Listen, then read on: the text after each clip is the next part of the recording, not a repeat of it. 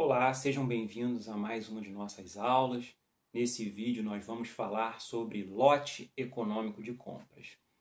Nós vimos em uma aula passada o modelo do ponto de pedido, em que nós respondemos uma das perguntas que nós fazemos quando nós estamos administrando os estoques, que é o quando comprar.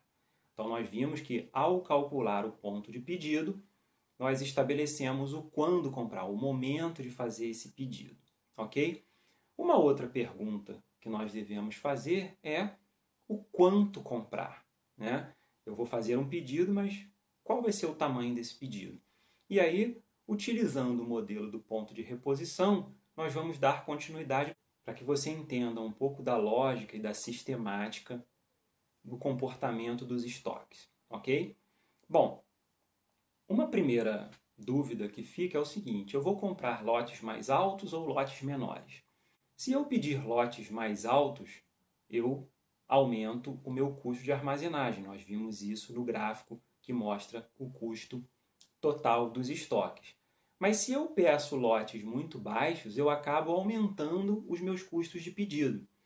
Então, existe um lote, um tamanho ideal, pelo menos teoricamente, desse lote a ser adquirido para repor o meu estoque, que ele vai reduzir os meus custos totais, ou seja, os meus custos de armazenagem e os meus custos de pedido.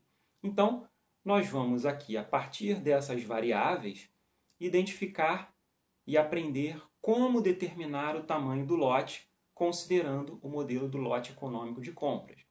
E para isso, nós vamos utilizar algumas variáveis que nós já vimos nas nossas aulas, né? Que é o custo de armazenagem, o custo de fazer pedidos, o número de pedidos feitos e o consumo ou a demanda. Com base nessas variáveis, a gente pode então começar a falar do lote econômico de compras.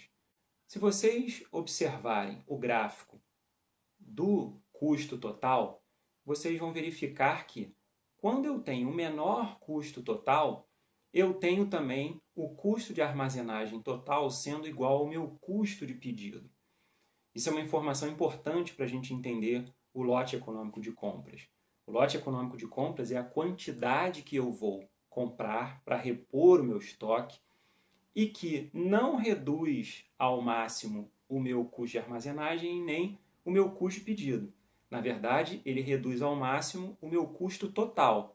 E ele ocorre quando eu tenho custo de armazenagem igual ao meu custo de pedido.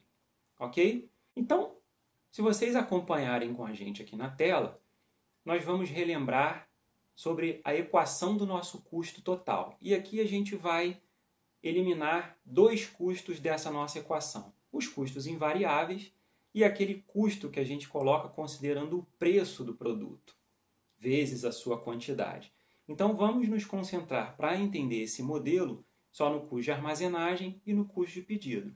Então nós consideramos que o custo total ele é igual ao custo de armazenagem mais o custo de pedido, ou o meu custo de carregamento de estoque, mais meus custos de fazer pedidos, ok? Relembrando ainda a aula passada, quando nós falamos de custos de estoques, nós temos que o custo de armazenagem ele é dado pelo nosso estoque médio, que nesse nosso caso nós estamos fazendo a quantidade dividido por 2, ou o lote dividido por 2, vezes o nosso custo unitário de estocagem.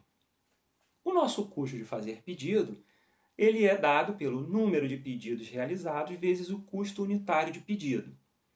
Então, nós temos, para calcular o número de pedidos feitos, relembrando, o consumo dividido pela quantidade, que nesse nosso caso a quantidade vai ser o lote, e o custo fixo, que é uma variável dada, ok? Discutiremos em outra aula como nós podemos apurar os custos de estocagem unitária e os custos de pedido unitários, ok? Bom, se vocês observarem a nossa equação, então, o nosso custo total ele é dado pela seguinte formulação, para esse caso do lote econômico de compras.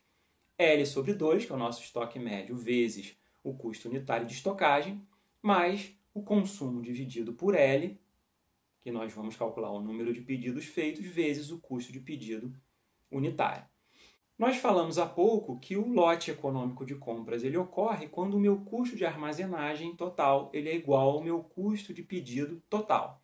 Então, se nós pegarmos a equação de custo total e colocarmos o custo de armazenagem de um lado e o custo de fazer pedido do outro, igualando-os, nós temos que, resolvendo essa formulação matemática e isolando o L, ou a nossa quantidade, que é a variável que a gente tem que descobrir, nós temos a equação do lote econômico de compras como a raiz de 2 vezes o consumo vezes o custo unitário de pedido, dividido pelo custo unitário de estocagem. Com base nessa equação, a gente consegue calcular o lote econômico de compra se nós tivermos as informações dessas variáveis que compõem a nossa formulação. Ok?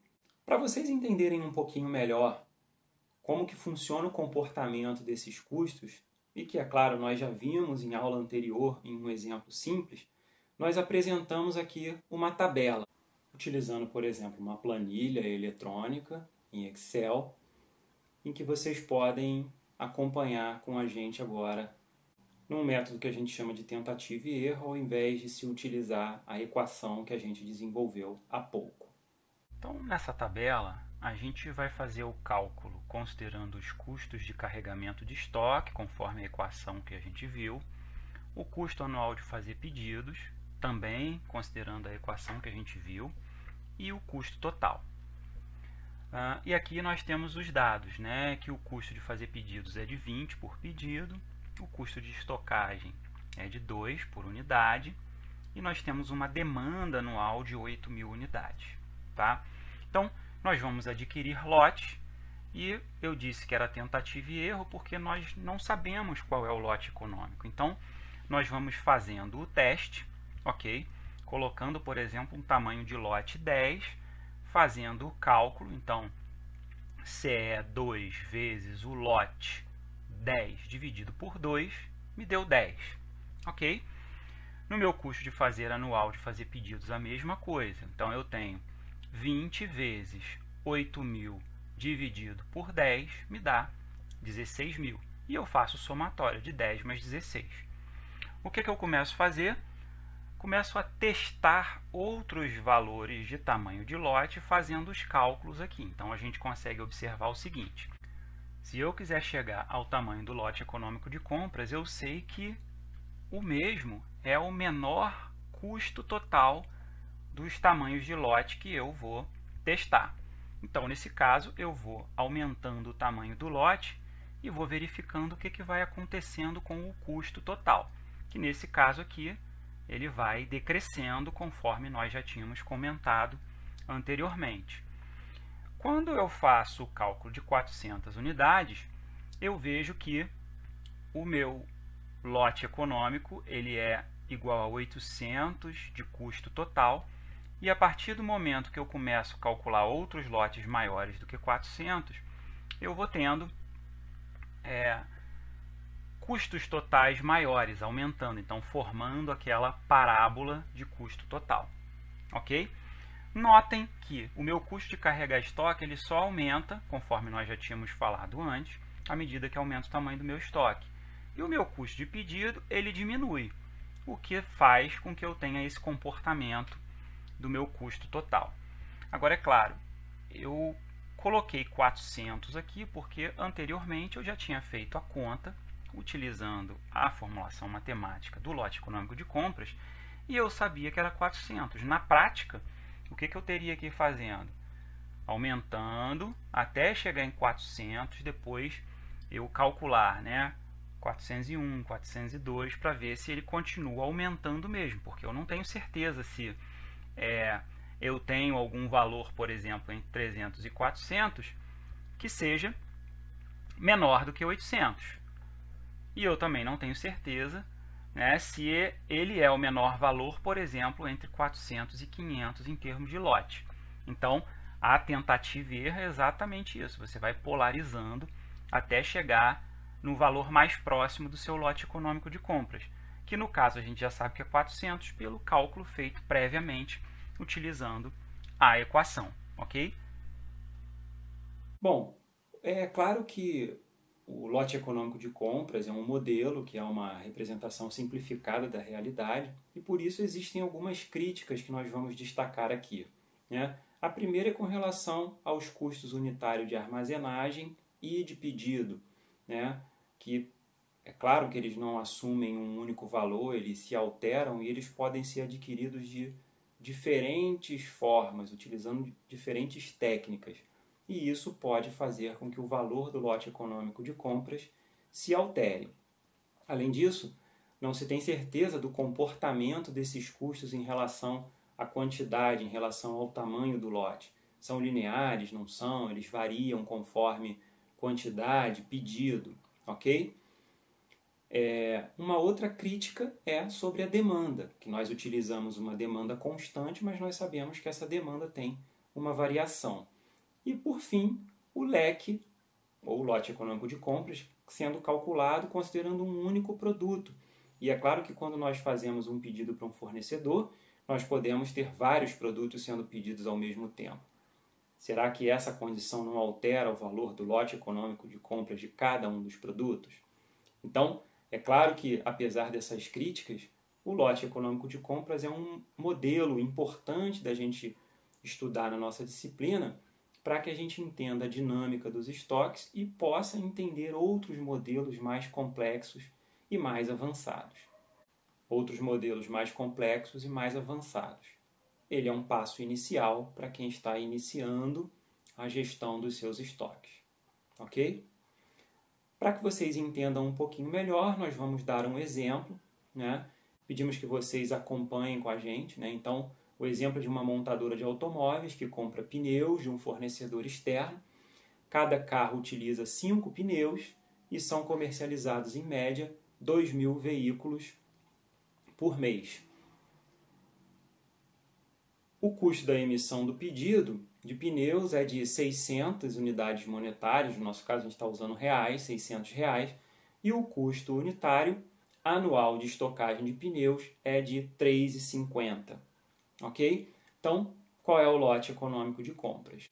Bom, para resolver esse exemplo, nós temos aí a simples aplicação da equação do cálculo do lote econômico de compras, ok? Então, nós temos o cálculo do consumo, que é dado por 2.000 veículos mensais vezes 5, multiplicado por 12. Então, cada veículo tem 5 pneus, e nós multiplicamos por 12 porque são 12 meses, e nós chegamos a um consumo de pneus anual de 120.000 pneus. Aplicando esses valores na equação do lote econômico de compras, nós chegamos a um resultado de 6.414,27 pneus. Como não é possível a gente comprar pneus, fração de pneus, nós arredondamos para 6.415 pneus. Ok? Então é isso, chegamos ao final de mais uma aula, agradecemos a atenção de todos. Não se esqueçam dos links importantes da nossa disciplina, que são o blog da disciplina, o canal do YouTube e o e-mail do professor. Não se esqueça também do nosso método de estudo que nós comentamos na nossa primeira aula. Assista os vídeos, leia o texto de referência, faça os testes de conhecimento e, se tiver alguma dúvida, volte ao início. Persistindo as dúvidas, você pode mandar e-mail que nós vamos ter o prazer de tirar as suas dúvidas. Ok? Muito obrigado a todos e bons estudos!